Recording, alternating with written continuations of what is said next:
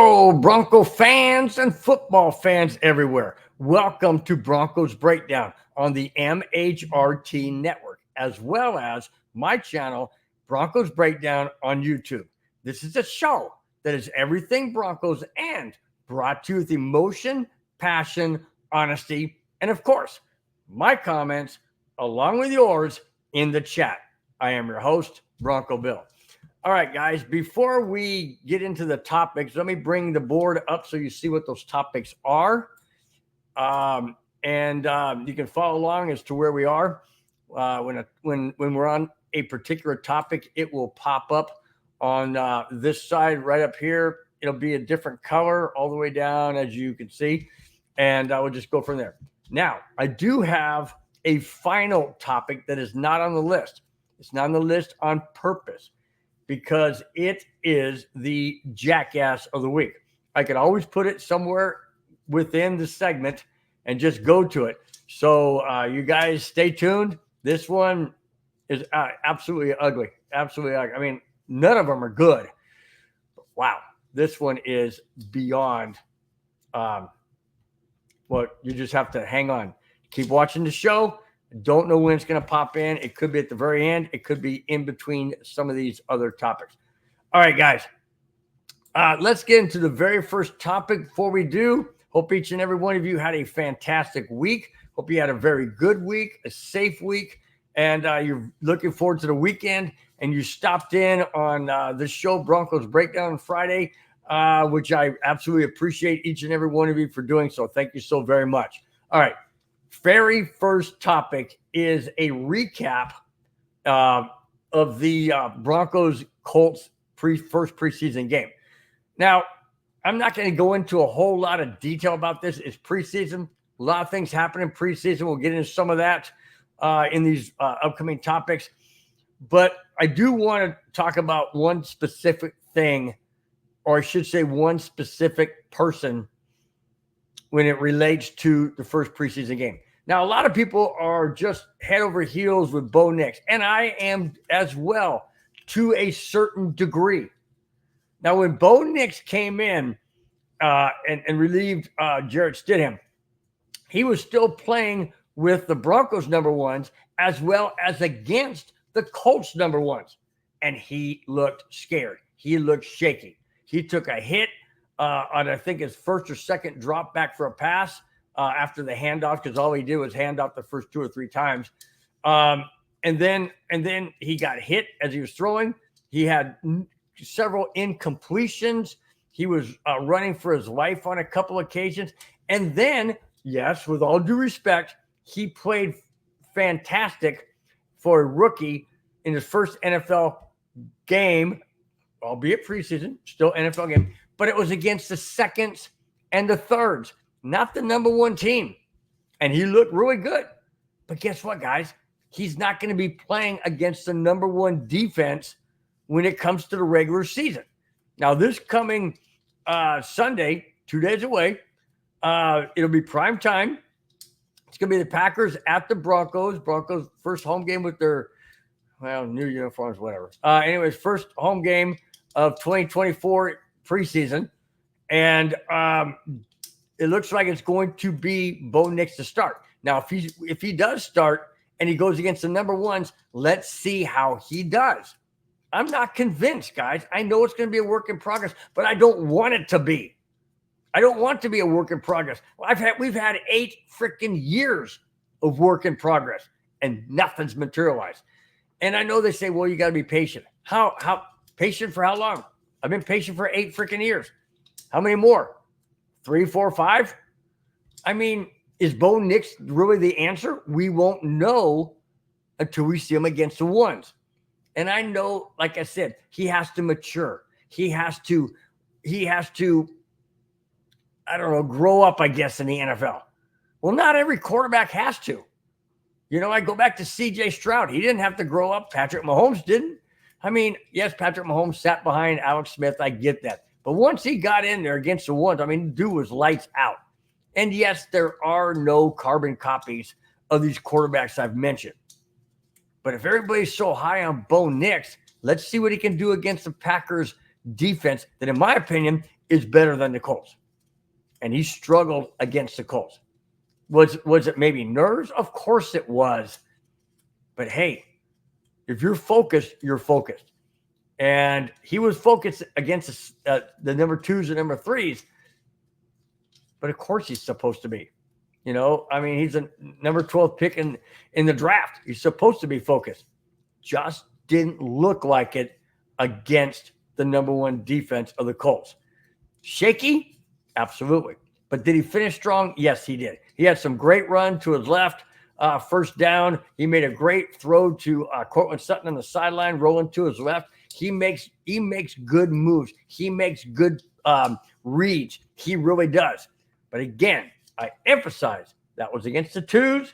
That was against the 3s. Let's see how he does this Sunday against the Packers defense.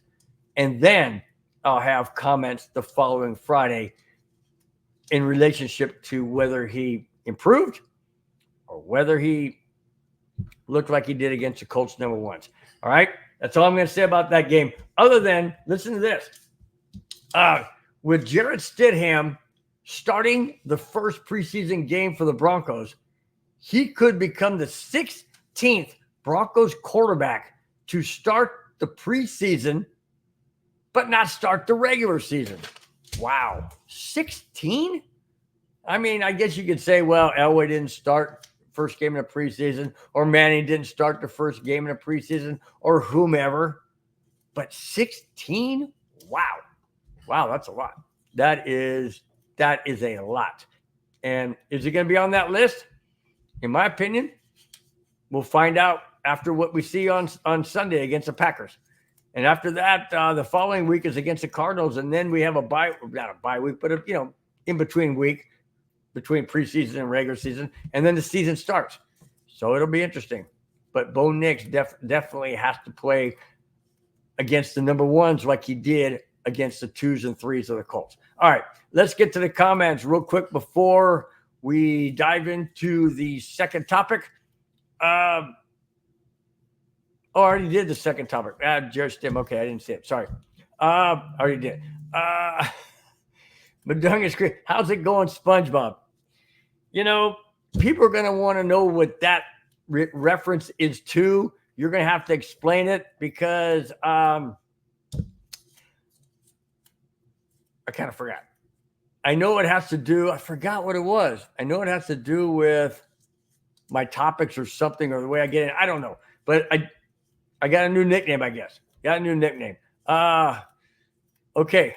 Madungus Creevy says, well, if today's joint practice is any sign the Packers are in trouble because Bo tore them a new beep beep in joint practice thing. Again, joint practice, Mike. They're not going to reveal their hand, their poker face.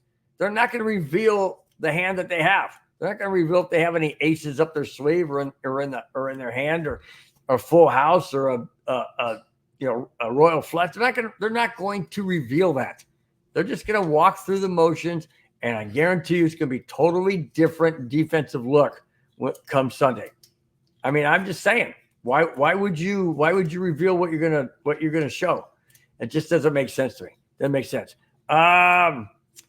Rudy Torres, my brother-in-law from Vegas, says, Bill, when he switched to the Broncos, he has been a different person. Who are you talking about? Who switched to the Broncos? What the fuck? Oh, SpongeBob? I don't know, man. Sometimes, Rudy, I got to take a grain of salt with you, man. I got to take a grain of freaking salt with you. There you go. Madungus Creevy says, if they want to know about SpongeBob, they have to tune into the neighborhood to find out. The neighborhood probably starts in, 4 weeks? We have 2 more preseason. Then we have that break. Yeah, 4 weeks. 4 weeks, it will be Broncos neighborhood. You don't want to miss it, guys. You never know what you're going to see or hear. You're not. So you just got to tune in, man. It's a blast. It really is a blast. I really enjoy doing the game. And, we talk about the game when the game is happening and there's something to talk about. But there's a whole lot of sideline stuff that you don't want to miss. You really, really don't want to miss. All right. Now, I'm going to try and get this right. We now move on to the next topic. All right. This is Courtland Sutton. Now, Courtland Sutton is very happy to still be on the Broncos. Sutton hustles with the rest of the receivers as he should. He smiles a lot. Sutton shared his feelings to 9 News Denver, and he had this to say, and I quote, "When I talked to the guys, the media, when I came back during minicamp, I was sincere when I said I miss being around the guys. I love this game so much. I love the opportunity I've been blessed to have to play in the NFL for an amazing organization like the Denver Broncos. I didn't want to miss these days. These days are the days that are going to get us to where we want to be," end quote. I love it. Absolutely love it. I never wanted Courtland Sutton to be gone. Jerry Jeudy, all right, take your attitude and head to Cleveland. Oh, I got a Cleveland story. Oh, yeah, hang on. I got a Cleveland story. But I'm glad Courtland Sutton is in Denver. I love this kid. He played great last year under very adverse conditions where he had to leap up in the air on a 50-50 ball, come down with it, keep his toes in bound because Russell Wilson didn't know what the heck Russell Wilson was doing. He was just throwing the ball up and hoping, oh, please, catch it. I mean, come on, really? You can't even see over your own knees. You're that short. How are you going to see over the linemen? So, yeah, good riddance, whatever. I'm just glad Courtland Sutton is still in the Broncos because I like this kid. I really do. I liked him when I first saw him. When I first saw him, it was in 2017. Was that 2017? It had to have been. Yes, 2017. When I went to my sister's house in the LA area, and we went to the Bronco Charger game at Carson. And it was a home game for Denver, like it always is. But anyways, Courtland Sutton caught a pass from Joe Flacco down the left sideline, and he just burned it, just took off all the way for a touchdown. It was crazy. That was when I saw him in person, and ever since then, I've loved this kid. Absolutely love this kid, man. He is definitely a receiver I did not want to see Denver lose. Absolutely not. Well, there's not too many Bronco players I ever want to see it lose. But, it happens. It's a business. I don't like the business aspect of it sometimes, a la Justin Simmons, and I'll get into that too. So it's just I don't like to see any Bronco players gone, except a few. All right, back to the comments before the next topic. Kamani says, Grandpa, what's up, Mr. Kamani? Love to see you in the chat. Thank you so much. Mark from Georgia. Haven't seen you in a while, buddy. Welcome to the chat. At Booty Cheeks. Love it, man. That's good. Kamani says, Bo Nix for quarterback hitman Bill for president. Well, I don't know. I think we already have a couple of, I'm not going to get political, but I'm just saying I think maybe that's already been covered in regards to the president. Just moving on from that. And Madungus for VP. There you go. My cards are Madungus for VP. That's awesome. Love it. Mark from Georgia said, what's up, Bill? What's up, Mark? Nice to have you, like I said, in the chat. I haven't seen you in a while. Getting close to the football. I know you guys have been busy doing different things in the summertime, family, friends, barbecues, beaches, vacation, whatever you're doing. Hey, whatever. Whether you're just staying home and doing a staycation, whatever. It's all good, man. It's all good. I just really do appreciate each and every one of you for being in the chat. I really do. Being in the chat, watching the show, listening to the show, whatever, wherever you may be, because you know what? You guys make it fun. All right, let's get back to the next topic. Let's do this right now. All right. This one involves Caden Stearns, and he has a new home. You remember the Denver Broncos released him last week. Well, it didn't take him long to find a new team, and he found a very competitive team, a very a solid team that has aspirations to get to the playoffs / Super Bowl? Here it is. Last Monday, Caden Stearns was waived by the Denver Broncos, and it didn't take him long to find a new team.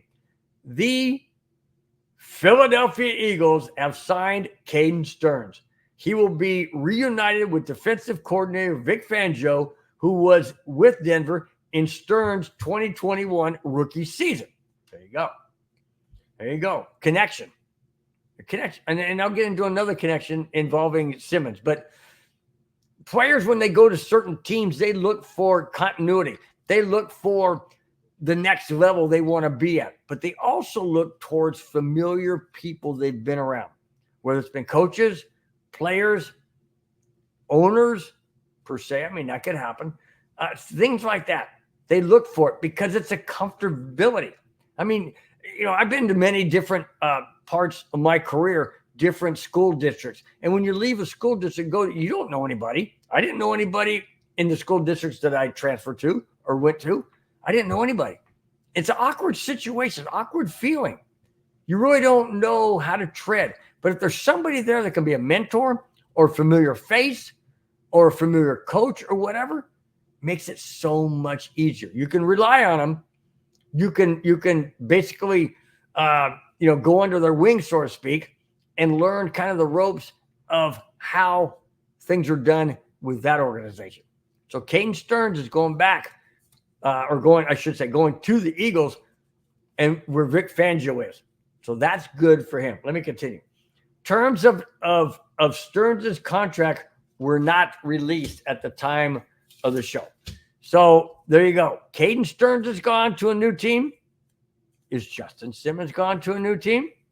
Well, if you saw the title of the show, then you already know that Justin Simmons gone to a new team. And I will get to that. Let's see. The thing got it a little bit out of hand here. A little bit not out of hand, but a little bit wrong topic at the one point. Okay, next topic. Okay, let me go back to the chat before we get into the Justin Simmons topic. All right, back to the chat. Okay, let's see. Mark from Georgia asked me, "Are you excited about Bo?" Yes and no. Yes, I'm excited about Bo because of what I think, feel, and believe he can be. But judging on how he played against the Colts #1 when he came in that first series, he was shaky. Was he nervous? Probably, absolutely. I would be. I'd be throwing up on the field. Are you kidding me? Okay, but that being said, he looked shaky. He got hit in the pocket after he released the ball. It was incomplete. He had a couple other incompletions. He was kind of running for his life in that particular sequence. But that being said, he looked really, really good, solid, and comfortable against the #2s and #3 defenses. The problem I have, Mark, is this. What's he going to look like when he goes against the #1s? Now, he's going to start, apparently, against the Green Bay Packers. Now, the depth chart listed the quarterbacks as it was for the first week against the Colts. It was listed as Stidham, Wilson, and Nix. But Sean Payton said that Bo Nix is going to start. So I don't know. I'm just saying, if Bo Nix goes in there against a Packer defense as against their #1s, and he is shaky and he is nervous and he doesn't make his reads correctly, or he gets sacked or whatever. And I know he didn't get sacked against the Colts. I'm just saying, am I excited about that? Absolutely not. But his problem is, Mark, is he's not going to be playing against the #1s if he starts the season in Seattle. Seattle's not going to come out with their second and third defense. They're just not. That's preposterous to even think. So if Bo Nix cannot grasp the offense of the Broncos against #1 defenses, then no, I'm not excited. I'm not excited. Then I say you got to start Stidham. And people say, oh my gosh, not Stidham. What? Hey. He played against the number ones in the last 2 games of the season. And he beat the Chargers. Lost to the Raiders, but he beat the Chargers. Okay. Okay, that's better than Bo Nix has done. So I'm not saying I don't want a Bo Nix future, or I'm not saying I don't want Bo Nix as our franchise quarterback, because I think he will be. I just don't think, given how he played against the number 1 defense of the Colts, that he should be the starter unless he proves differently against the Packers this Sunday. And it's a primetime game, guys. It's a primetime game. I think it's NFL Network, but I know it's primetime. So to answer your question, Mark, yeah, I'm excited, but I wasn't excited about how he played against the number ones. That's what I'm saying. Wow, Madungus Creevy is banging on Stearns. Says Stearns won't get much playing time. He'll get hurt again. Well, that's a possibility. I mean, that's a possibility. Once you're once you're injury prone one time, I mean, it happens. You get an injury and it's a nagging injury and it continues. You have like a hamstring or an Achilles. Well, maybe not Achilles, but high ankle sprain. Those can happen frequently. It's just come on, he says, come on, Bill, slow down. You got this. I know. I get wound up, dude. Oh, you haven't seen anything yet. You haven't seen anything yet. When I get around, wherever that may be, when I get to the jackass of the week, which I'm glad it's not on the list, because if it's not on the list, I can insert it anytime I want. And I kind of like that. I kind of like to be able to pick and choose where I want to put that one, because this one's a doozy. So hang on, guys. Hang on. You're gonna want to be here for this, because I'm gonna be out of my mind. Just putting it that way. Out of my mind. Hey, Maha Salute DB for life says, how you doing tonight? I'm doing great, man. How you doing? Hope your Friday's going well. Glad to have you in the chat. Glad you're watching, participating. Really do appreciate it. Thanks so much, man. Thanks so much for each and every one of you being in the chat, as always, and watching the show, like I said, wherever you may be.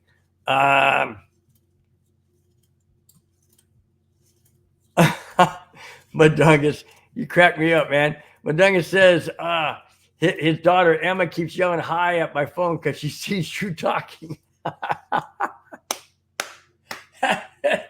That is so priceless, man. I just love kids. I love kids. I got 2 grandkids, and man, I miss some of those days like that where the innocence is just so pure and just so awesome.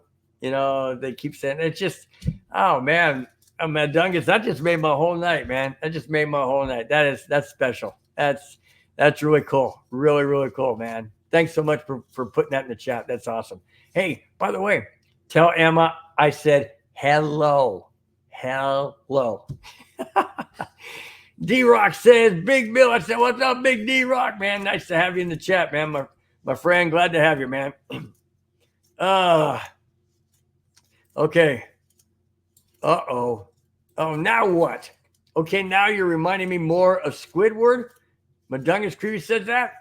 I don't know the connection. I never watched SpongeBob SquarePants or SpongePants SquareBob or whatever the thing is. I know it's SpongeBob SquarePants. I get it.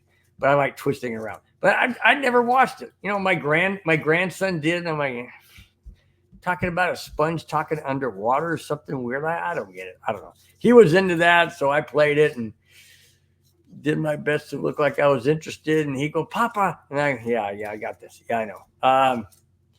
Wow. Kamani says Stidham's a joke. He struggled in preseason.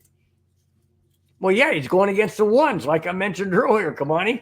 He's going against the ones. The Broncos haven't done well against the ones, and that's my concern. That's my concern, especially when we get into teams like the Baltimore Ravens we have to play, or the Atlanta Falcons with Kirk Cousins and somebody else.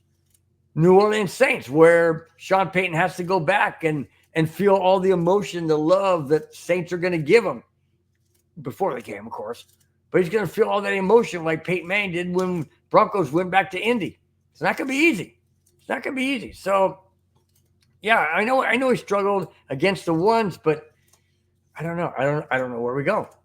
I mean, we'll find out against Green Bay who rises to the top. That's for sure. We'll definitely find that out.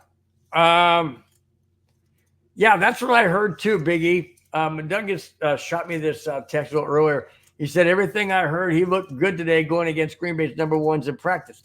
Again, I mentioned that earlier in the show. Yes, that's practice. Do you really think that the Green Bay Packers are going to show all their cards? I don't think so. They're going to give you a vanilla-looking defense, maybe sugar-coated a little bit with a little bit more stuff that they may bring. I really don't think they opened up the kitchen sink, to use a cliche. I don't think they emptied their cupboards. I don't really think so. I think they was basically just, we'll show you what we want to show you, but this ain't what you're getting in the game. It may look like it when we line up, but it's not going to be what you're going to see come game time. Every team does it. Nobody wants to show their hand. I mean, why? Why would you show your hand? And now think about it. Denver doesn't play Green Bay in the season. So why would they show their hand when other teams in the division, Minnesota, Detroit, and Chicago, why would they? Why would the Packers be wanting to show what they can do? You're not going to do that. You're just not. Preseason is not for showcasing your game plan. That's not what it's about. It's about getting the best players for your team, on your team, and ready for opening day and for the season. They're not going to reveal their hand. They're not going to do that. I mean, maybe some coaches do. They want to get all their plays out there to kind of let the guys, go through it in game speed. Okay, that's their choice. I just don't think the Packers are doing that in practice. That's all I'm saying. Just don't think they're doing that in practice. Woo! Keith O'Donnell says, Bill is salty tonight. I don't mean to be, but I'm just me. I comment as to how I feel, my emotions. That's what I said at the beginning of my show. Brought to you the emotion, passion, and honesty. I'm honest about the topics. I'm not making anything up. I don't fabricate anything. I quote when there's a quote. I do everything honestly because I don't want this show or this platform to be, a lie. I don't. But my emotions and my passion are always going to be there along with my honesty. And if it comes out salty, if it comes out harsh, okay, so be it. Well, like I said to people before in the chat and during the show, Keith, hang on to your seat, buddy. I have a jackass of the week that is going. You think I'm salty now? You think I'm wound up now? Yeah, just wait. Just wait. It's one when I saw it, I just like, you got to be kidding me. You absolutely got to be kidding me. I mean, this is way, way, way over the top. And I've had some bad ones. I've had some really bad jackass of the week. Hang on. Yeah. You'll definitely want to hear this one. All right. What's this? Okay, I'm not quite understanding. D-Rock says, I'm hearing murmurs and whispers about Moss as CB2. Moss, cornerback 2. All right. That would be obviously that would be opposite of a PS2. I haven't heard that. But that's a good one. That's a good one, D-Rock. I like that one. I like that one. Okay. Hey, whoever we have back there, we just need somebody solid because they're not going to be throwing at PS2. There's no way they're going to be throwing at PS2. So, every few and far between possibly, but we have to have somebody solid on the other side. So I totally agree. That would be a good move. I think that'd be a good move. Come on, he said, you forgot me, Bill. I'm your grandson. Oh, God, man. This, you guys are something else, man. Yeah. You guys are something else. What? Madungus says Squidward is always negative no matter what. Sound familiar? Alone familiar? No, I'm not always negative. I'm really not. I know everybody says I am. You guys are not looking at the bigger picture. Okay? I want perfection. These guys are the best of the best. There's 99.9% of all football athletes out there that wish they could play in the NFL. And when these players at this high level make ridiculous, stupid rookie mistakes, when they're pros, when they're veterans, then yeah, it bothers me. Because you guys are supposed to be up here, not here, up here. In baseball, if this was baseball, they'd send you back to the minors. AAA, AA, single A. Why does baseball have 1, 2, and 3 levels of the minors? Because they're not freaking good enough to be in the Major League Baseball. And when they are, and they screw up, and they don't perform, guess where they go? Back down to the minors. Unfortunately, the NFL doesn't have that. So what happens when a player is like that? They cut him, or they trade him, or they send him to the practice squad. That's all. That's the only places they can go. So I expect excellence because there is no other place for them to go except home, sit on the couch, and watch your favorite team play football that you're not on. That's it. So I expect excellence. I'm not negative. What I'm saying is I expect this level.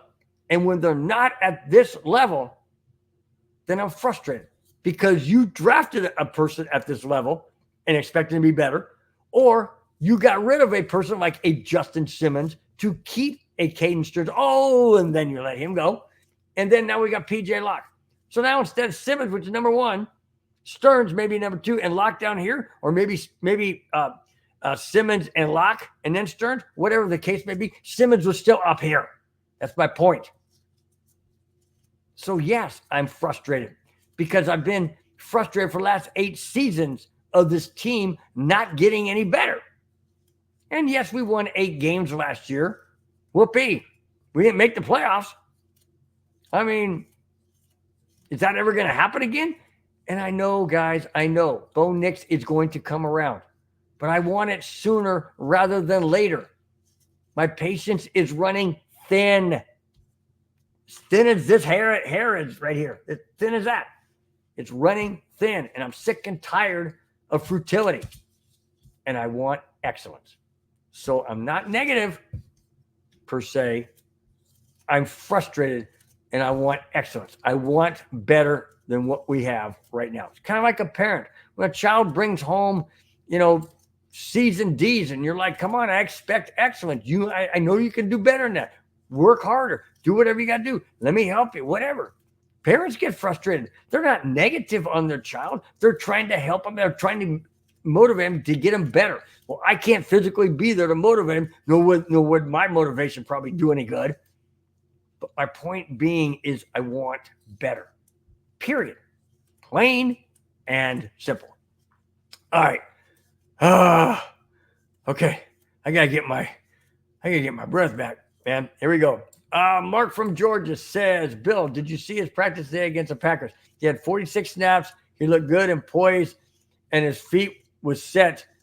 Chase Daniel already said he has an aura about him. He's the guy. Okay, once again, I'm not saying he's not the guy. I'm not saying that. I know he's going to be the guy. I want him to be the guy. What I am saying is practice is one thing. Game time and game plan is another thing. Let's see. I'm going to hold back reservation. I'm not saying that I don't want him to be the starter. That's not what I'm saying. I'm going to hold back my reservation, wait and see the game against the Packers and see how he does. If he comes out looking fantastic like he did against the number 2s and 3s of the Colts, then I'm going to be the first one to say, come my show on Friday, I now believe, I now know he can do it. But until I see that, I can't take it for face value because I don't know what that value is. And that's all I'm saying. So, yes, I do agree with you. I do agree with you, Mark. Absolutely. That I do feel he is going to be the guy. I just want it to be the guy come week 1 at Seattle. That's what I want. And I don't want it because we drafted him number 12. I want it because he earned it and he's proven himself against the ones that he can produce. That's what I want. All right. Mark, drink a beer. Oh, my gosh. Will you settle for this? No, this isn't vodka. It's water. I cannot do that hard stuff. That stuff drives me insane, man. That stuff drives me insane. All right. That's funny. That's good, man. I was just talking to Madungus Creevy today. We were on the phone before my show. And I said, I wonder when the first ding dong reference is going to be mentioned in the very first Broncos neighborhood against Seattle. Well, I guess I don't have to wait until then because Kamani Dixon just said, if we send Bill some ding dongs, he will calm down. Good gosh. Oh my gosh. You guys make this show absolutely lights out, man. Absolutely lights out, the best ever, man. Just you guys are fantastic. Just fantastic, man. You keep me on my toes, so to speak. I still got quite a few topics to go through, but you guys are always fantastic in the chat and all across watching. I really do appreciate it. So Madonna Street says a rookie quarterback has to play like John Elway at his peak the first time they sniffed the field, or Bill can't see the positives. Oh, God. Hang on a second. This is from Madungus Creevy because I can already feel it. Slap across the face. Madungus, what the heck? I have to play like John. They have to play like John Elway right out of the gate. That's not what I'm saying. What I'm trying to say is I want them to at least give us an opportunity. Give us a chance. I don't want to see what we saw the last couple of years where we go down and we're inside the 20-yard line. We got 1st and goal at the 9 and we can't score. We kick a field goal. And the next drive, we kick another field. And the next drive, we kick another. No, I don't want to see that. I want to see what we saw from Bo Nix when he played against the number 2s and number 3s. Scoring touchdowns. Making great decisions. I just don't know if we can see that against the number 1s this Sunday. That's all I'm saying. It's all I'm saying. I'm not saying you have to be John Elway in his prime, or come out looking like Patrick Mahomes or C.J. Stroud. I would love that. Absolutely would love it. I don't expect it, but I also don't expect a Russell Wilson or a Drew Lock type of performance. That's what I don't expect. And if I see that, it just frustrates me. That's all I'm saying. That's all I'm saying. Deep breath, okay? Deep breath. We're going to make it through this. I promise. I'm okay. I took my blood pressure medication 9 o'clock this morning. I'm okay. I'm fine. I think. No, Kamani, I am not the jackass of the week. I didn't say I was the jackass of the week. Although a lot of people out there might think I am from Friday to Friday, but I can't change that. I can't help that. But no, I do have a jackass of the week. I'm just not the jackass of the week. Rudy Torres, my brother-in-law from Vet, that says he just likes to criticize. I wouldn't say criticize Rudy. I would say critique. I'm not criticizing his play. He played well on the 2s and 3s. I'm not criticizing how he played against the 1s. I'm critiquing the fact that he looked scared, that he looked shaky, that he looked nervous against the 1s, that he didn't really have a clue when the guys were coming in or rushing, that kind of thing. He did improve, yes, and I know it's a work in time. I don't want it to be a work in progress. I want to be like, show me what you can do, dude. Show me what you can do against the 1s. Yes, I know college is different than pros, but that's why when you're drafted number 12, you're considered able to handle the job. Again, let's just see how Sunday goes, okay? Let's just let this rest and see how Sunday goes. All right. We're going to leave that topic alone for now. Whoa. Biggie says, you're starting to remind me of Rich. Okay, we're done talking about that. No, I don't want to be compared to anybody. No, I don't want that. Kamani, I'll take a group hug. Come here, guys. I'll take a group hug. That was nice. Thanks, guys. Appreciate that. I feel better. I always feel good when you guys in the chat, man. You guys make me feel comfortable. You say some quirky things at times, but hey, let's see. Come on, Grandpa, you're scaring me. I don't mean to be scaring you, man. I'm just, just being me, man. Just being me. A normal Friday. Well, maybe it's not normal, but it's a very, it's a Bronco breakdown Friday. Come on, he says, keep your hat on. All right, I do my best. But sometimes you got to have a what's it called? Show and tell kind of thing. I gotta show people so they kind of know what they're looking at. Well, you know what I mean? Okay. All right. Come on. Mark is trying to bring me back down into reality. Very good point, Mark from Georgia. Well, you have to be a little bit more patient, Bill. That's just the way it goes. Sean Payton calls the shots, not us. I know he calls the shots. I get it. But being a fan, man, I just want the best every single time. I just want the best. And at times I just feel like we as fans just don't get the best, Okay. Man, there's a lot of good comments going on in the chat. That's awesome. I don't know who you're referring to, Mark. You're talking about me or somebody in the chat, but Mark from Georgia says, you crack me up, dude, I swear. So I don't know if that's me or somebody else, but doesn't matter, man. Cameron Parker in the chat. Cameron, what's going on, my friend? Says, hello, gents. What's going on, Cameron? Nice to see you in the chat, man. Really do appreciate it. Really do. All right, we're going to move on, or we're never going to get through this show. Let's see. All right.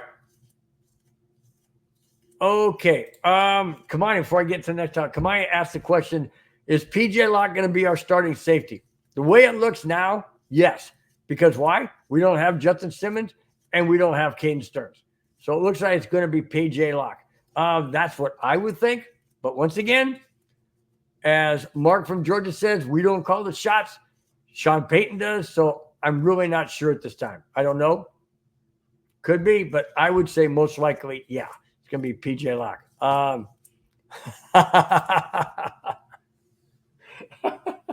But Douglas Greer says he forced a group hug on me. I'm not a ding dong, sir. Keep your hugs to yourself. Gee whiz. Oh my gosh. I really do think it's time to move on to the next topic, or we're just going to be going down this rabbit hole forever. And wow. Okay. So it is the next topic. I did have it right. All right. It wasn't listed that way. Okay. We are going to the very next topic, and here we go. All right. Samaje Perine. Now, could Samaje Perine, after the first preseason game, be on the outside looking in? Well, let's find out. Here we go. In Denver's first preseason game, Jarrett Stidham threw a well-thrown ball to a wide-open Samaje Perine in the left flat, and Perine juggled it, bobbled it, and finally was intercepted by the Colts.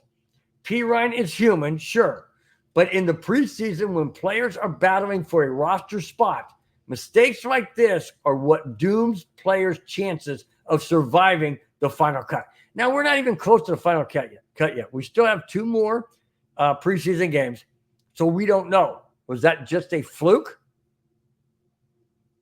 or was it a pattern? Well, a pattern has to be repeated several times. A fluke just happened. We won't know. But if P. Ryan plays against the Packers, we'll see what transpires. Let me continue. In a close game, a mistake like this could mean losing instead of winning. That's absolutely true. Have this game been, let's say, fourth quarter, Broncos leading, where they won 34-30. Let's say the game was 34-30. And this happens late in the game. And all of a sudden, the Broncos are looking at defeat instead of victory. P. Ryan makes that catch, goes for a first down, or even, positive yardage, a lot of yardage. And the Broncos retain the ball and run the clock out. It's a win. Fortunately, thank goodness, this wasn't the case in this game, but it could be in any game. And when that happens, you can wrestle defeat from the jaws of victory because of a mistake like that. Wide open P. Ryan, no reason whatsoever to bobble the ball, juggle the ball, try and find it. Nope. Then intercepted. That could have been catastrophic. It wasn't. It's only preseason. But if that's regular season, that's why P. Ryan right now, in my opinion, is on the bubble, because can't have those kind of mistakes. You cannot put that kind of a doubt in Sean Payton's head when he needs a running back with sure hands. And if P. Ryan has those issues, it ain't going to be him. It just isn't going to be him. And I like P. Ryan, but you just can't make those kind of mistakes. You just can't do that. All right. Cameron says something a little bit different in regards to P. Ryan. He says Samaje Perine is outside looking in, but not because he's talented. It's a crowded room. That's very true. That is true, Cam, and I totally agree. But this didn't help him. This did not help him one bit. That's for sure. Like I said, you cannot put doubts in the head coach's mind going, wow, can I really trust him in this situation? It's 3rd and 4, 3rd and 6. I'm going to swing out the running back. I'm going to throw it to him in the flat. What if he bobbles it again? What if he catches it but not tightly and it pops up in the air, or it's a fumble? Can I trust him? That to me is the bigger issue than a crowded room. Because if he's playing lights out, there's no way Sean Payton gets rid of him. But with this little blemish, this little doubt, I think P. Ryan, the only way he can move up in the room now is to not make any more mistakes and just do whatever he can to make the team. I don't know if that's the case, but I sure do know that this incident against the Colts last Sunday did not help one bit. Did not help. Let's see. All right, let's go to the next topic, and here it is. That's right, guys. Look in the upper left-hand corner. Highlighted says Simmons has signed. Nope, not with the Broncos. Here it is. Justin Simmons has found a new home. After 8 seasons in Denver, Justin Simmons has signed a 1-year deal worth $8 million and $7.5 million guaranteed with the Atlanta Falcons. Now, I don't have a problem with that. I miss Simmons big time. I know the Broncos defense is going to miss him. The team overall is going to miss him if they haven't already. Guys, I got to take this call. It's my wife. Hold on. Doggone it. Hang on. It might be a problem. Hold on. Sorry, guys. I know we're live. Talk so much yourselves. I'll be right there. Sorry about this. Sorry, honey, you're doing your show. Yes. Yes, I just wanted to know if you wanted to do or should I miss what I brought? No, you can do what you planned. That's fine. Okay, bye. All right, bye. All right, guys. Sorry. Okay. She goes, I'm sorry, I forgot you're doing your show. It's fine. Live TV, I guess, or live shows. Anyways, where was I? Justin Simmons, yes. I wish him all the best in Atlanta. I know he wanted to go to a team that had a chance to go to the playoffs. And in the NFC South, where you have Atlanta, New Orleans, Tampa Bay, and who's Jacksonville? No, not Jacksonville. Tampa Bay, New Orleans, Atlanta, New Orleans, Tampa Bay. I forget who the other one is. Carolina. Anyways, I think Atlanta Falcons have a really good chance of making the playoffs, and that's what Justin Simmons wants. He wants a chance at the playoffs. He wants a chance at the Super Bowl. And with Kirk Cousins back there, nobody knows how Kirk Cousins is going to be with that, repaired Achilles tendon. But at least he's going to a team that has a chance to make the playoffs. I wish him all the best. I really do, except when the Broncos play Atlanta this year. That's going to be tough because that Justin Simmons, is going to want to lay the lumber on the Bronco players. He's going to want to make a statement saying, you never should have gotten rid of me. I told you I could play. I told you $14 million wasn't that much. You could find it somewhere else. I'm back. And I'm back in your backfield, or I'm back knocking your wide receivers off the route. Whatever it is, Justin Simmons is going to be coming against the Broncos with a mission. No doubt about it. Just like Jerry Jeudy is with Cleveland. I'll get into a Cleveland story, like I mentioned. There's players all across the NFL that are former Broncos from a year or two ago.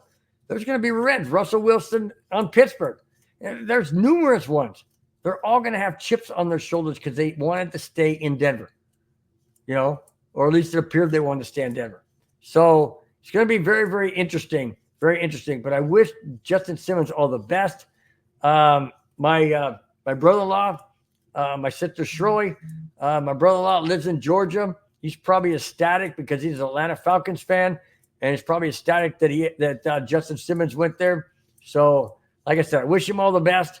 I hope he doesn't get injured. But one thing is, I hope he does not play well against the Denver Broncos. That's all I'm saying. When we play the Falcons, I sure hope he does not light us up like he did a lot of teams when he was on the Denver Broncos. All right. Cameron says he's buying a Simmons jersey. All right. Cool. That's awesome. I tell you what, man, I love the guy. I love the guy. I wish him all the best. Like I said, I hope they make the playoffs. I hope they go deep in the playoffs. And if the Broncos can't be in the playoffs or Super Bowl, which I doubt, then I would really like to see the Atlanta Falcons get to the Super Bowl and win it. They should have won it when they played the New England Patriots years ago, but they had a massive meltdown right after halftime and lost to the Patriots and Tom Brady. So, anyways, I wish Justin Simmons all the best. Just not when they being the Falcons play the Broncos this year. All right.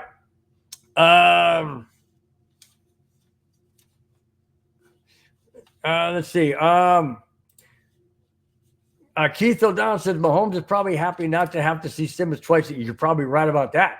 You're definitely probably right about that. And that scares me, Keith. That totally scared me because now we don't have a Justin Simmons on our team. So, they're going to be taking shots at PJ Locke. And, it just opens up the secondary of the Broncos to a point where I'm not enjoying it. I'm not liking it.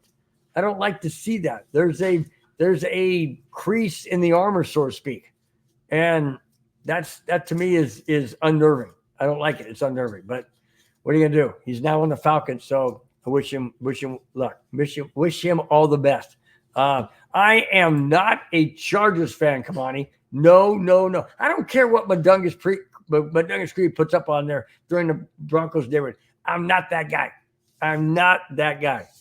Absolutely not that guy. Anybody that knows me in person knows I'm not that guy. No, you do not. No, you do not wish that. Kamani, you do not wish that. Says Mike, I wish you could show Bill in his Chargers jersey. It's not my Chargers jersey. It's superimposed. It's not me. Do I look like I have that Justin Herbert body? Well, if you think so, Kamani, hey, man, awesome. Nope, not me. All right.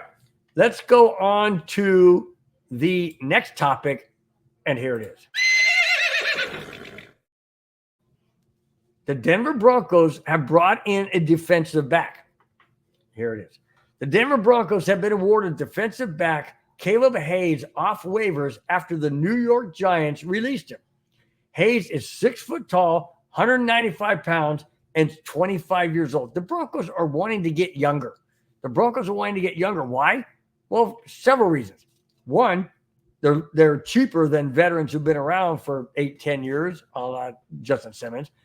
And also because they're quicker and they have longevity, hopefully, for years down the road, 4, 5, 6, 8, 10 years down the road, so that the Broncos can build on this young team and build towards the future. We got a young quarterback, he's 26. Now we got a defensive back, he's 25. We have young players. And when you have young players, you can mold them, so to speak, into your game plan, your way of coaching and whatnot. And then when they start maturing and actually growing into that particular type of play, they become a much better players, much better team.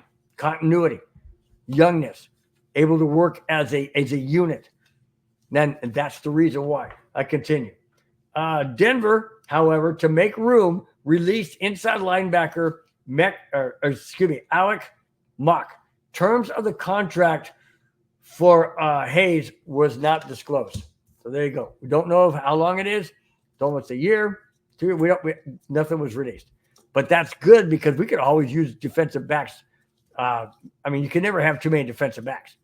That's for sure. Absolutely. No doubt about that. All right.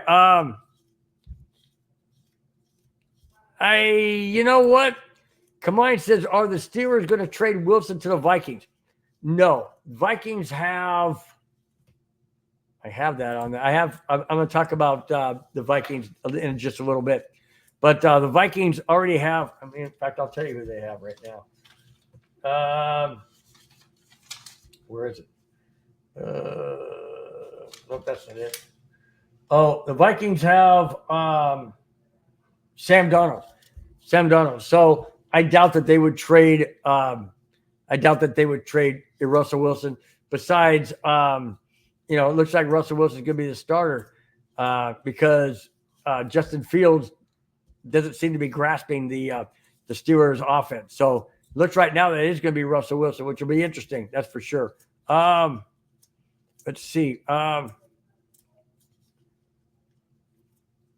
Okay. Let's go to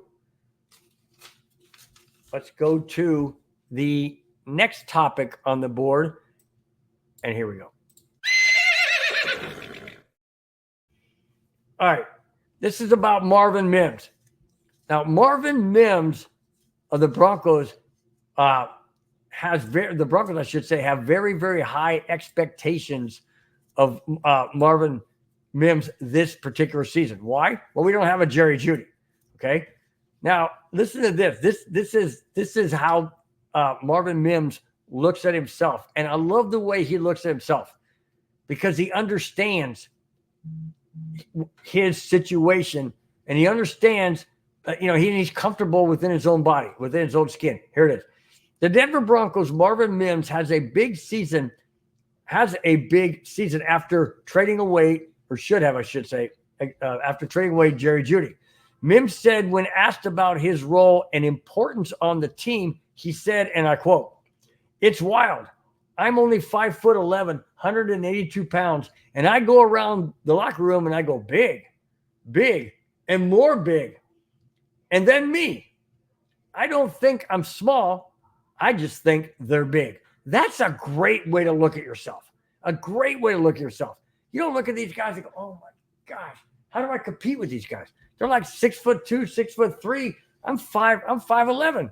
I can't compete with these guys." That's not what he's saying. He's saying he can. Listen to what he said. He says, I go around the room and I go big, and more big. I don't think I'm small. I just think they're big. That's fantastic. I love the way he looks at that. I continue, still quoting Marvin Mims. I think that's my best trait, being an explosive player. I was able to show it throughout the offseason in the return game and a little bit at receiver. End quote. Sean Payton commented about Mims saying, and I quote, I think we'll see a lot of growth in Mims from year 1 to year 2. He's a tough kid. End quote. There you go. That comes from the head coach, Sean Payton. He says he thinks we're going to see a big growth from year 1 to year 2. And I love the way Marvin Mims looks at himself. Hey, I don't think I'm small. Those guys are just big. Perfect. Perfect. Feel comfortable in your own skin. Know what you can do. Know your attributes. Know your skill set. Know your ability. And he quoted, and I quoted, he said, that's my biggest trait. I'm explosive. Yes, he is. Yes, he is. And sometimes when you're smaller than these bigger defensive guys, you can kind of duck down and get under them. If you're a really tall guy or something, they're going to see you coming. They're not necessarily going to see Marvin Mims, if he goes up through the line or something and there's a big gaping hole, they ain't going to see him until he gets to the secondary. That's a positive. So you see the way he looks at himself and the way he looks at how he plays the game and the things that he does well. He could care less if the big guys are up here because he's comfortable with himself. He knows what he can do. He knows his abilities. He's confident with his abilities. And even Sean Payton, this guy, this is a tough kid. I expect, what do you say? I expect we'll see growth from year 1 to year 2. Absolutely. That's exactly what I want to see. We don't have Jerry Jeudy. Doesn't matter. We got Marvin Mims. It's okay. We're going to be okay. And if Marvin Mims is okay with his own skin, we as Broncos country and Broncos fan should also feel very comfortable with Marvin Mims. And I know I do. Love the kid. Absolutely love the kid. Kamani, I'm not quite sure how I should take this one. I'm going to take it in the Marvin Mims segment. But Kamani says, great things come in small packages. Yeah, diamond rings, little rings. Yeah, okay. I'm not going to talk about other things, but I think you're talking about Marvin Mims. That's where I'm going to stop with that. Yep, Biggie says Sam Donald. Yeah, I had to look it up. I couldn't remember. I just couldn't remember what his name was. But you're right. Come on, he said yes in the Marvin Mims case. Okay, good. Whew. Okay, I thought we were going. I thought there might be a little. Well, no, I was going to say a little backdoor thing, but anyway, never mind.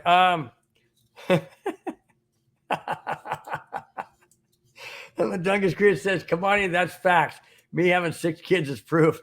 Oh, guy, I knew we were going down this. I knew we were going down that road. I knew as long as Dungus Creevy was still in the chat, we were headed down that road. So, anyway, guys, I am sticking to the topic. It wasn't me.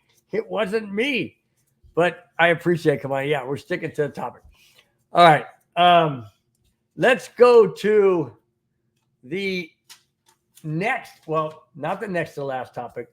I've still got a topic, one more topic that's not listed on there, and we will get to that. But let's go to this next topic before things really get out of hand. All right, we'll go to it right now. All right. J.J. McCarthy. Look at what that says. Vikings country. Well, I shouldn't say country. Vikings fans are crushed at this particular moment. My nephew, who's a huge Vikings fan, Bobby, you've seen him in the chat many times. He's a huge Vikings fan. When I sent this to him, he was crushed. Here's what it says. Minnesota Vikings rookie quarterback J.J. McCarthy will miss the entire 2024 season due to surgical repair of a torn MCL in his right knee. Sam Darnold is likely to be the Vikings starter opening day. McCarthy was injured at some point during last Saturday's preseason game against the Vegas Raiders. The rookie reported ongoing soreness to team medical officials last Monday. They had an MRI. He went under the knife, and he's deemed out for the entire 2024 season. That is crushing news to the Minnesota Vikings. But let me put a little bit of weird twist on this, okay? Hypothetical twist on this, all right? The Broncos drafted number 12. Minnesota Vikings drafted number 10. Had the Minnesota Vikings not drafted J.J. McCarthy, but went after, let's say, Bo Nix or somebody else and left the door open for the Broncos to take J.J. McCarthy and not Bo Nix, which probably would have fallen to the Raiders, Denver could be in the same situation. Think about that, guys. I thought about that once I heard this story. I thought, what if the Broncos had drafted J.J. McCarthy because Bo Nix wasn't there because he was taken by the Vikings? Let's just say, hypothetically, what if? Now, sure, maybe McCarthy wouldn't have gotten hurt against the Colts. Maybe this was a possible injury from college that wasn't diagnosed. Wasn't really torn. Wasn't really bothersome. What if? Just saying, what if the Broncos were relegated to playing Jarrett Stidham the entire season? What if? But it isn't what if, because the Broncos have a Bo Nix and the Vikings have J.J. McCarthy, just not for the 2024 season. Wow. What an absolute blow to the Vikings, who had super high hopes for J.J. McCarthy. After all, he was the reigning collegiate championship quarterback, winning the championship. So they had high hopes. Everybody was a lot of people were looking at J.J. McCarthy. I'm not saying the Broncos were head over heels over him, but I'm just saying, what if? What if it was flipped? What if Bo Nix would have gotten drafted by the Vikings and Broncos were relegated to taking J.J. McCarthy because they didn't want him to go to the Raiders? What if? Wow. So sorry for Vikings fans, especially my nephew. You know, I cheer for the Vikings. That's my NFC team. So I'm kind of bummed about that too. I was hoping the Vikings would have a really, really good season, but I wish all the best for J.J. McCarthy. And, you know, who knows? Maybe Sam Darnold will do well for them. Not sure, but that is an absolute dagger to the hearts of Minnesota Vikings fan. Let's see. Cameron Parker says Denver was never drafting JJ, unfortunately. Unfortunately, do you mean that unfortunately for the Vikings about JJ McCarthy, or you're saying unfortunately because you were wanting the Broncos to draft a JJ McCarthy? I'd like to know what your thoughts are on that, Cameron, because I know that you know, a lot of Broncos country is happy about Bo Nix. I am as well. I already stated earlier as to what I'm not happy about, but we'll see if that changes in Sunday's game against the Packers. So, yeah, we'll just see, you know, if Bo Nix can rise to the top and in the cream to the top against the number ones against the Packers. Kamani Dixon says, "Thank God we got Bo Nix. So sad for the Vikings, but thank God for Bo being with us." I agree. I totally agree. I'm glad too. I am glad too. Cameron follows up by saying he wasn't rated high by the team, and he follows that up by saying, "I love the Bo Nix pick." I would agree. I love it too. I really did. I enjoy you know, watching a Broncos draft where we actually get players that we're excited about. You know, last time I was excited about a player was when we got who did we get that I was so just so happy about? When we got Von Miller, I was ecstatic when we drafted Von Miller. I was ecstatic, and I know a lot of people probably weren't, but I was ecstatic when we got Tim Tebow. Really loved that draft pick. I love Tim Tebow. I don't care what anybody says. Love that kid. Love his emotion. Bo Nix kind of reminds me a little bit of him with his energy. But I just love Tim Tebow. Absolutely love Tim Tebow. And I was stoked when we got PS2. So yeah, I've been stoked many times, but I haven't really been as ecstatic at getting a quarterback in the draft since Tim Tebow. So that tells you it's been a long time. So yes. Kamai says, Bill, you being excited for a player. Yeah, I am excited. See, I told you I can get excited for people. I can. I do. I want the best for Bo Nix. I want Bo Nix to be the next John Elway, the next Peyton Manning, the next Patrick Mahomes, or those winning Super Bowl quarterbacks. That's what I want Bo Nix to be. I'm excited about it. I just got reservations because I want to see it against the number one defenses. That's all I'm saying, guys. I'm not saying I don't like him. I'm not saying that I'm disappointed. I'm not. I'm saying I want to see what I saw against the 2s and 3s against the 1s. Then you're going to see this guy absolutely go nuclear when it comes to excitement, because that's what I want. We haven't had that for years. We haven't had it. Haven't had it for years. We haven't had it in a draft choice of a quarterback ever. Because like I said, Craig Morton, John Elway, and Peyton Manning were not drafted by the Broncos.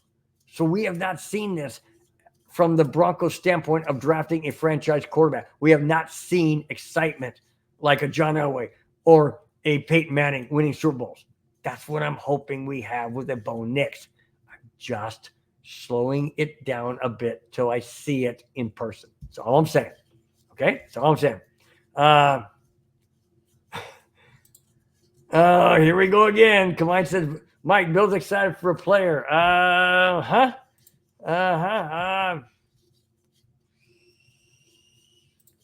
Madungus, I am not starting a Chargers super fan podcast. That is not happening because I'm not a Chargers super fan, and there are no Charger super fans. There's none. There's no Charger fans. They're bandwagoners, and that's why I call them wagoners, because they jump on when they win and they jump off when they lose. They don't stick around. They're not like me. They're not like Broncos country that sticks through it thick and thin. Nope. They jump on and they jump off. They're bandwagoners, period. There is no Charger thing coming from this guy. None whatsoever. Only Fans podcast. Oh, man. No, I'm not doing any Charger nothing. Not doing any Charger nothing. That ain't happening. All right.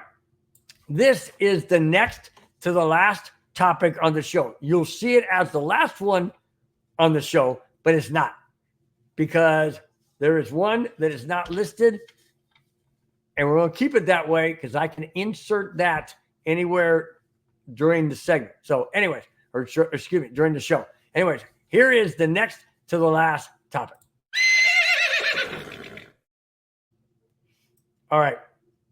Ownership is making changes to Mile High Stadium. Absolutely. But it's ironic because we all know there's going to be a new stadium down the road. But in the meantime, it's like having a car, okay? You have a 20, 25-year-old car, like the Broncos Stadium, however old it is. Let's see, it was 1999, 2000. So it's at least 24, 23, 24, 25 years old. Anyways, so let's just say it's 20 years old. So you have a 20-year-old car, and, it's running good. There's not really any problems. You've done your maintenance with it and upkeep and all that. But then you want to do some improvements. You want to get new tires. You want to get new, maybe new paint job. You want to get, something new in the engine or whatever. Okay. Well, that's kind of like what the Broncos ownership group is doing to Mile High Stadium. They're doing upgrades. They're putting money into it because it's still functional. It still works. It's still beautiful. It's still, gorgeous to look at. And the fans love it. It's a great experience.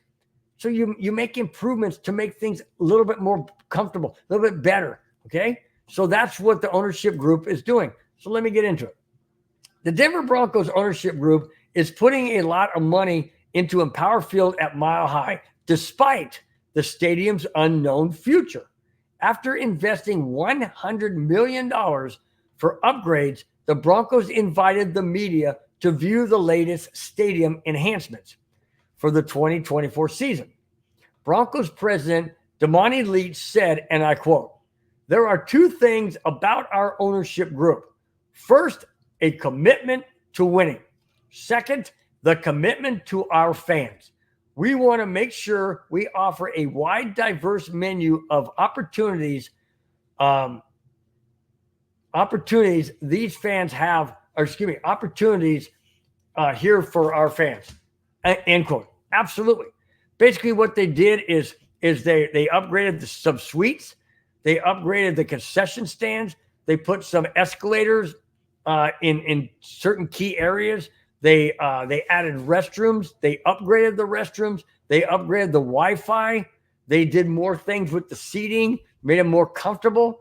They had a bigger scoreboard, brand new field. I mean, they're putting money into the stadium. Why? Because it's like he said, like Leach said, first and foremost, it's about winning. Second, it's about fans. It's about commitment to the fans. And if you can bring the fans in for a more well-rounded experience in the stadium, you're going to have a better time. Absolutely a better time. And I know that that Empower Field at Mile High is nowhere like Petco Park. It's Petco Park baseball in San Diego. But from a fan experience, Petco Park is amazing. I was there last Friday? No, 2 Fridays ago with my son and grandson. And no matter where you are at Petco Park, you can walk around the concession area and you can see out onto the field. They've got TVs everywhere. They've got speakers everywhere. The enjoyment, the energy, the fan experience is fantastic at Petco Park. Absolutely fantastic at Petco Park. Love that park. I'm not a Padre fan per se. My grandson is, and I support him. My nephew Bobby, who's a Vikings fan, he's a Padre fan. I support him. But my allegiance goes to right there, Chicago Cubs. But I love Petco Park. Petco Park is fantastic. And if the Broncos organization ownership group is doing the exact same thing to make it a fan-friendly experience, people are going to want to go. People are going to be excited about going to the game. They're going to enjoy going to the game. I remember going to a Charger Bronco game at Qualcomm Stadium in San Diego before they tore it down. That was a wreck of a stadium. That was pathetic of a stadium. People were sitting in the stands and water's dripping on them because they got water leaks, or there was even overflow of restrooms. I'm not going into the gross details, but it was pathetic. Anybody that's ever been to Qualcomm Stadium, and I know there's some people that watch this show that have been there, and there's horror stories, absolutely horror stories. And they tore it down, and San Diego State has their own stadium there. But anyways, if you can make it a welcome experience, people are going to want to go. People are going to want to go. You put a winning product on the field, and you make it fun for the fans. The one and two most important things from this ownership group, and I think it's fantastic that they absolutely have their focus right where it should be. You want to win first, and winning will bring out the fans. And then when the fans come out the stadium, you make it a welcome experience, regardless of who they're cheering for. Hopefully they're cheering for the Broncos, but regardless, it will be a welcome experience for anybody, each and every one at the ball game or football game, to be able to enjoy all the amenities, the upgrades, and all of that. I think it's absolutely fantastic. Let's see. What? Mark from Georgia, you guys are banging on the wrong thing, man. I am not a Charger fan. I'm not a Padre fan. I'm not a Charger fan. I'm not a California fan. I don't like any team as a favorite in California, none whatsoever. I'm not a Charger fan. Can't stand it. I'm not a Padre fan, but I support them because of my grandson and my nephew. Every other team in California, I could care less. I can't stand any of them. No LA, no San Francisco, nothing. Don't like no Oakland, no nothing. Don't like any California team, period. All right. Let's see. What's this say right here? Would I miss it? So Cameron Parker chimes in and says they're clearly moving a stadium to Castle Rock, Colorado, so Cameron doesn't have to deal with traffic. That's good, Cameron.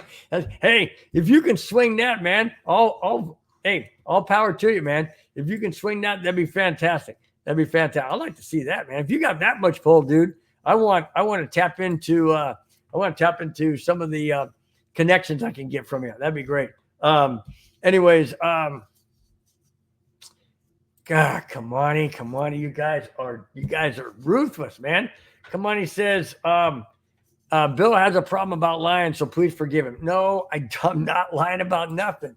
I'm not.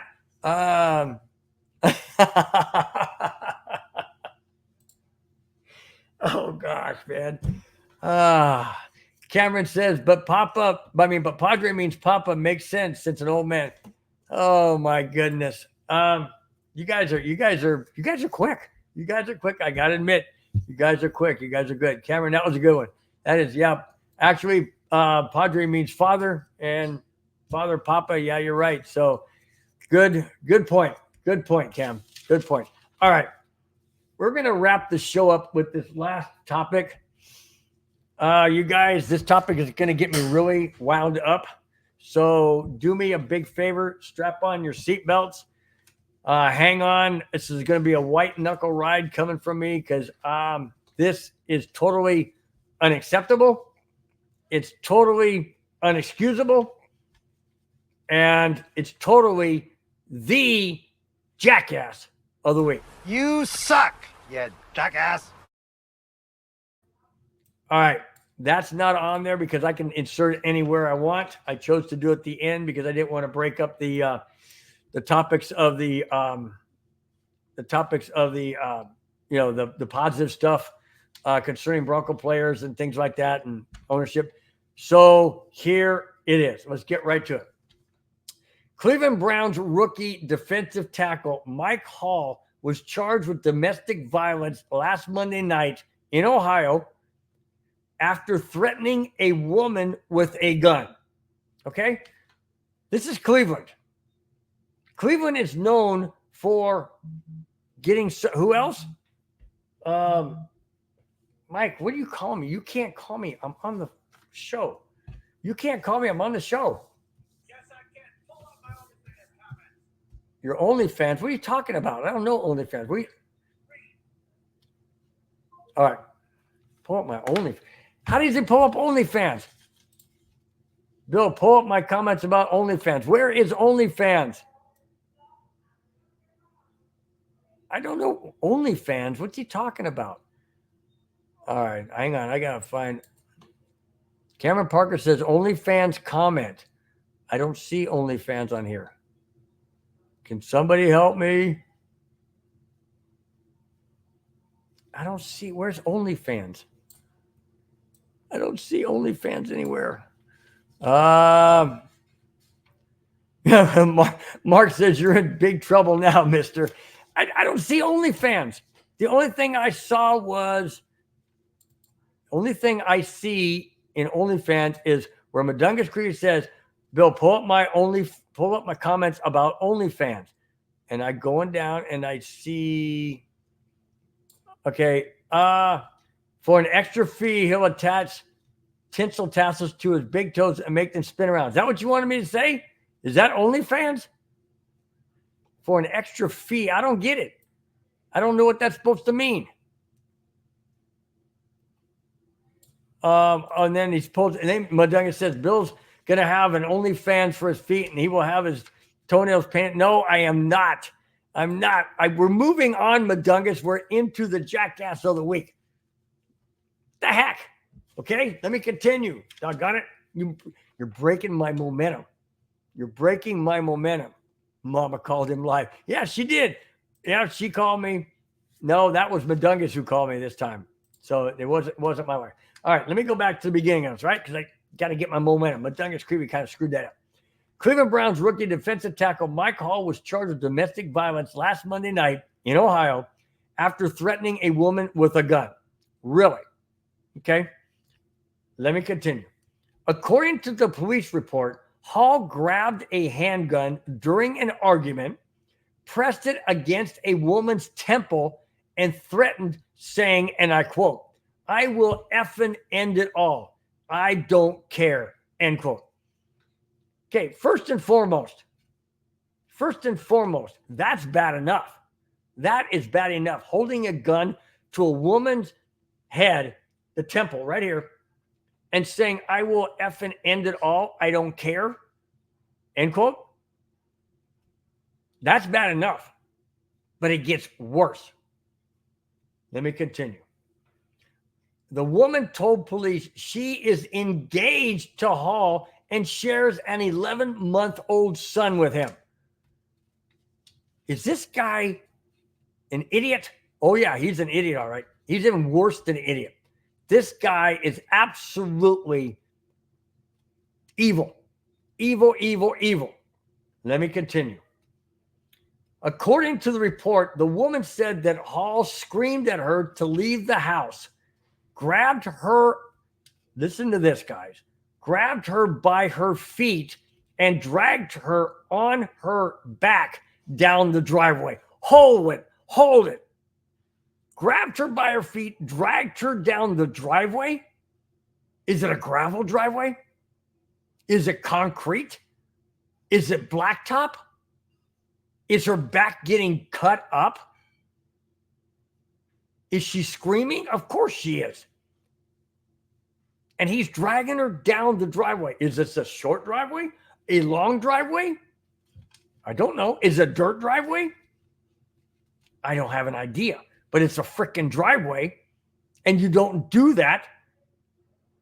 And if he's dragging her by her feet, she's undoubtedly trying to hold her head up so she's not bouncing on the ground and hurting her head. So then is her arms getting cut up?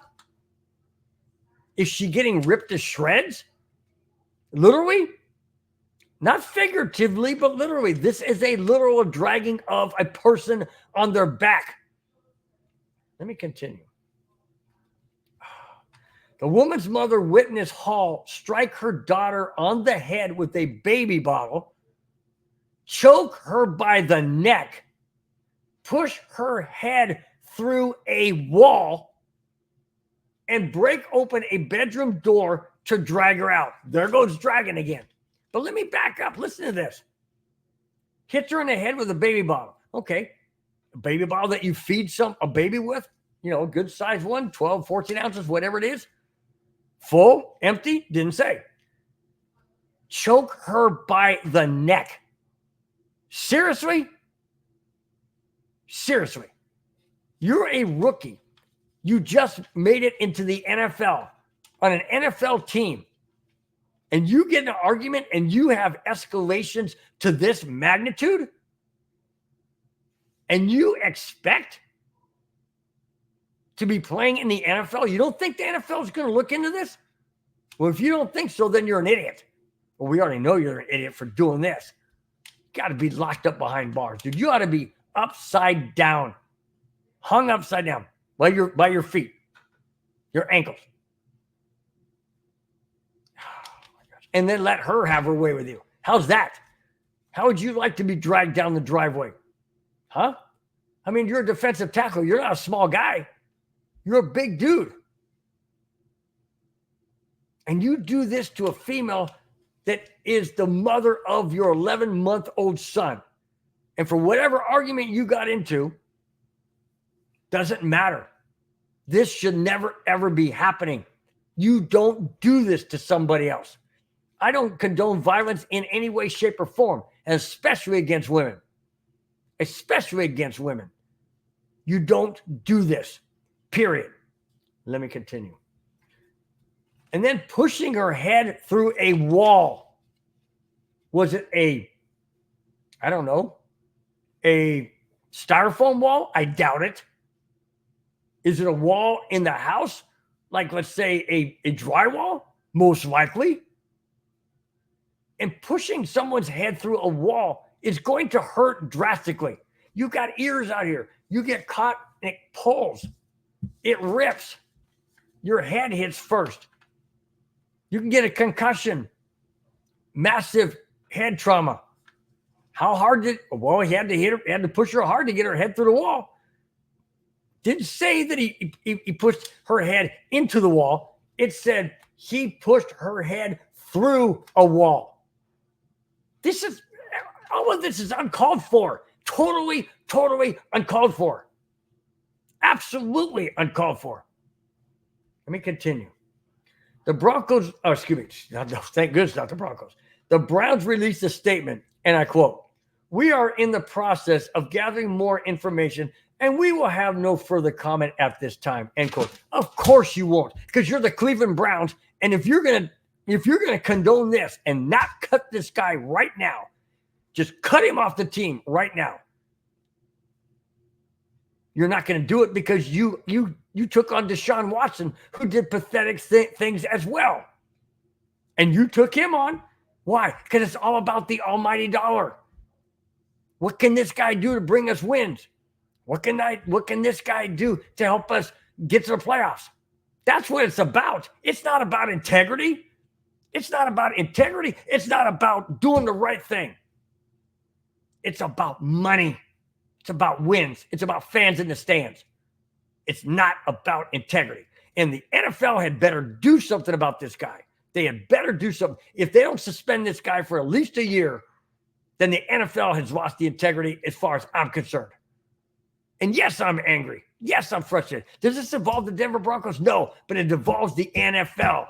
That's what it involves, the NFL. And by involving the NFL, it's a direct reflection on what the NFL stands for.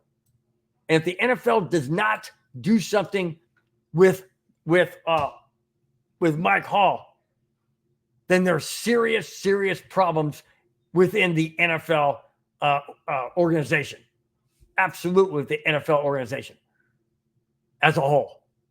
Cleveland Browns didn't do anything about Deshaun Watson. They welcomed him with open arms.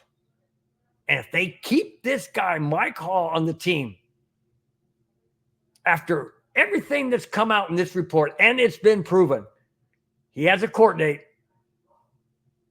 it's been proven, then he needs to be cut from the NFL forever. Never come back. I don't care if you're a rookie. I don't care how good you are. I don't care if you're going to be the next greatest, defensive tackle. I could care less. You don't do this whatsoever, period. And you're not just a jackass of the week. You are the jackass of 2024 so far, because this is totally uncalled for. And I sure hope to heck that the NFL bans him for life, but at least ban him for a year and then look at it again. But in my opinion, he needs to be kicked out of the NFL right now. But it's the Cleveland Browns. So I don't expect Cleveland to get rid of him. I'll be shocked if they do, because after all, they still have Deshaun Watson. Whew. All right, guys, let me back out of that jackass of the week so I can kind of take a shower after that one. All right, guys, I'll see you in just 4 seconds. You suck, you jackass. Man, I'll tell you what, I'm sorry, guys. I get wound up on stuff like this. I really do, because it just totally irritates me. Absolutely irritates me. These guys do not have any control. They think they're above the law. They think they can do whatever they want. Hey, man, I'm drafted in the NFL. Do you know who I am? Yeah, I know who you are. You're a jackass. That's what you are. You're a freaking jackass. A piece of SH is what you are. Plain and simple. You're the one that did it, not me. Not me. I don't do stuff like that. I get angry. I don't get that angry. It takes a lot to get me angry, but I don't do stuff like that. Stupid. And you know what? Now that I thought about it, I kind of hope she sues him. I really do. I want this guy to go down the porcelain fixture faster than you can flush it. This guy is a piece of scum. All right, I move on. Let's go back to the chat before I freaking really lose my mind. Let's see. All right. Let's see. Here we go. Let's go. Oh, Dreamweaver. Dreamweaver 1014 is in the chat. Dreamweaver says Cleveland is garbage. Absolutely. And so is Mike Hall. That's for sure. Don't blame Bill, blame the cup. That's goes back to Mark from Georgia says, I think the jackass of the week is that Karlovich Cup. Oh, golly, man. You guys are not going to let me forget some of the things I say. That's for dang sure. Kamani says, Bill, we with you, but you're turning purple. Yeah, I get wound up, dude. I really do get wound up because I just don't like this stuff. I don't. And the only reason why I bring it is because it's out there. That's how stupid these guys are. I mean, the guy, he's on the verge of making millions of dollars and stuff, and he's going to throw it away because he cannot control his anger for whatever reason. Walk away. You having an argument? Walk away. Who cares? Big deal. Be a man. Don't be a freaking punk. Don't be a freaking punk. That's what you are. And now you are in big kimchi. Hot water. Big time hot water. No, Madungus, I never put ding-dongs in my cup. No, I don't have a Karlovich cup, and I don't have any ding-dongs. Thank you very much. Mark says, what's funny is he edited his own cuss word. Well, that's what was in the article. So I just read it the same way as the article. So that's what I'm going to do. I'm not going to read it the way it is. I mean, it's all good, man. Okay. But Dungus, I'm not even going to put that up there. Oh, what the heck. If I don't, you'll find a way to do it, so I might as well. But Dungus Creevy says, takes cream filling to a new level. Thank you, Madungus. You just totally took the show right down to the bottom, man. Right down to the bottom. Okay. Let's see. Yes, Dreamweaver 1014 said Tyreek Hill is still glorified after his episodes of violence. I know, and that's what irritates me. That's what irritates me because they shouldn't be. It's like I said, it's all about the money and all about, hey, you're a great athlete. You can help us win games. You can help us go to the playoffs. You can help us bring fans into the stands. That's what it's all about. It should not be that way. It shouldn't be that's what it's about. It should be about integrity. It should be about what is forthright and good for the game. Not about wins and losses and what you can do for me. Oh, by the way, it doesn't matter if you beat her or put her head through a wall or put a gun to her head. It's okay. It's okay. Don't say nothing. You're okay. We like you. We're going to keep you. Don't worry about it. People are going to say stuff. We're just going to ignore it. We're going to ignore it because we know you're really good. Until the NFL comes down and starts slapping these players and kicking them off the team for 1, 2, 3 years and finding they're living daylights out of them, these teams are continually to keep players like this. It's not good. It's not good for the game. It's not good for the league. It's absolutely not good for the league, period. And until NFL does something about it, it's going to continue. It's going to continue. And then somebody's going to end up getting killed. Somebody's going to end up seriously, doing something catastrophic before the NFL wakes up, if they ever do. That's exactly right, Mark. I agree. He said, wrong one. Mark says, Ray Lewis killed a man. He did. He was in the limousine with the guy, and he gets away with it. That's what I'm saying. It continues. It escalates. It keeps going. It's not right. It's not the way the NFL should handle things. They should handle it the way you got to have consequences for these guys doing things. And I just don't mean consequences from the police side of it or crime side of it. Yes, that is true. But there needs to be consequences when it comes to your career. And if the NFL doesn't step up and enforce those consequences, it's going to continue. Oh, sure, they may get in trouble with the police and probation or whatever and whatnot, and maybe get a slap on the wrist for the NFL. But there needs to be harder consequences. You need to be kicked out of the league. I mean, if you're going to get kicked out of the league for betting on sports, betting on football, betting on sports, you're going to be kicked out for a year, like not Okaway, but Wazarike of the Broncos. Then this is worse than that. This is far worse than that. He needs to be kicked out indefinitely. Period. End of discussion. No more comment. Done. Done. Gone. You know?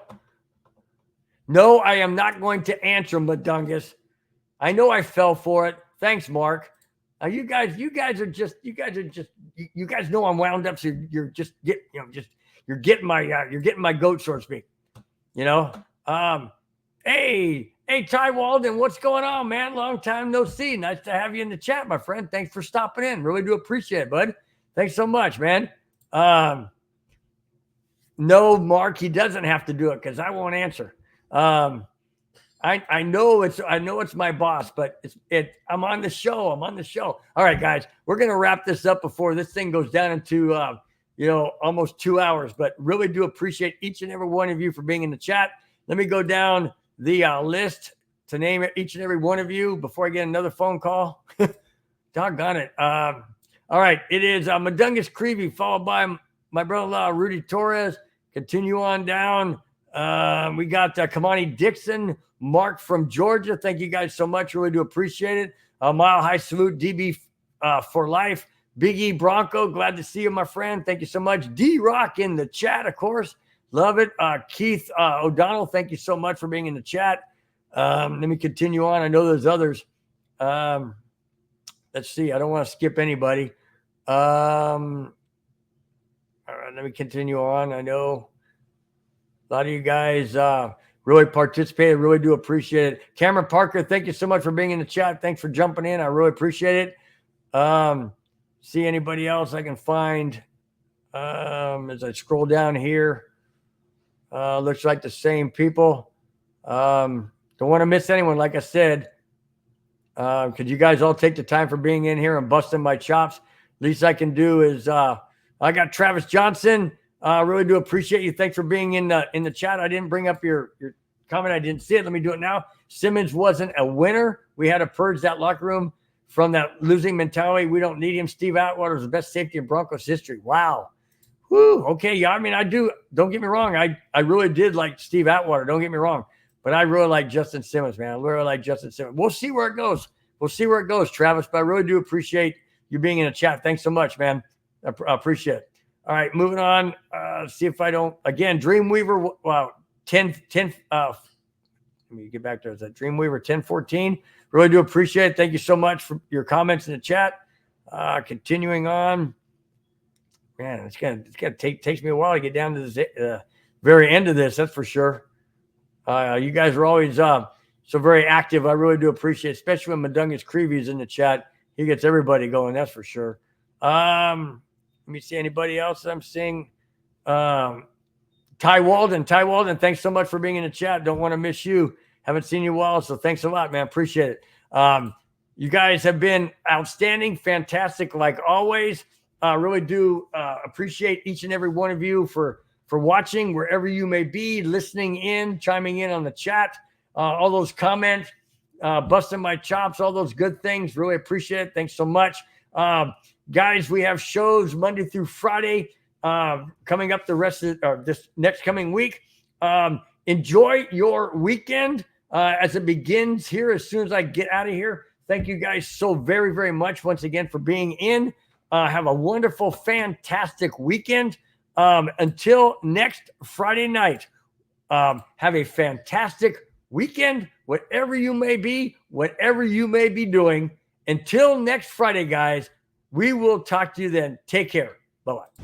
Fast lane when I pass in the street, bag of money in the passenger seat.